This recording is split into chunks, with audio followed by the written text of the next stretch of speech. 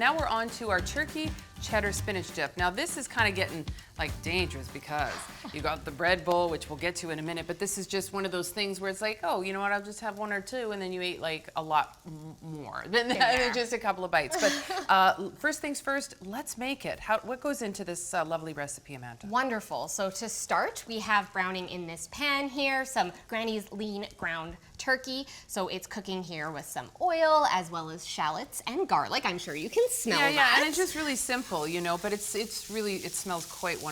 Right. Don't need much more than that. Exactly. Yeah. And then we have some spinach. Obviously, it is spinach dip, so we'll just put that right in there. And that's going to cook down pretty quick and pretty low. Yeah. Yes. Spinach is easy to cook. And then also we have our whipping cream right here. So that's about 35% or 33 or 36. You have options.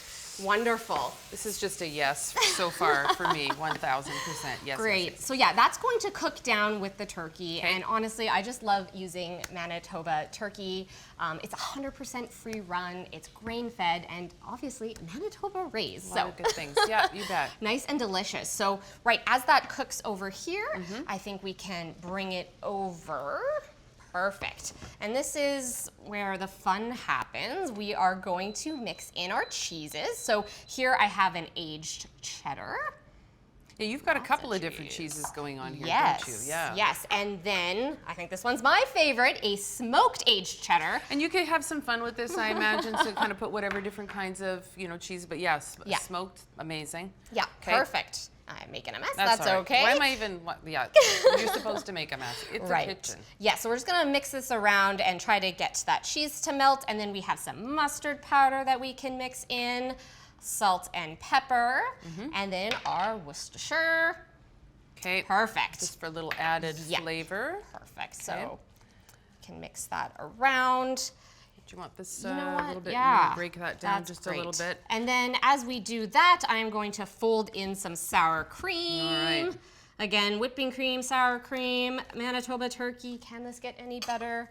I don't think so. No. And again, we want to make sure that we take this off the heat, or else it can get a little runny. So it's a little bit of work here, but I trust you, it is going to be worth it. Okay, awesome. So then we just kind of like mix this all up, and but not to keep it on the heat. Not to keep it on the heat. You deliberately took it off the heat. It wasn't just because we have only a limited amount of time in the show. This is no. actually, okay. This is what you do. Yeah, yep. Good to know. Perfect. And then again, we would just keep mixing this in until our cheddar is fully nice and melted in. And what we would do is serve it in a sourdough bread bowl.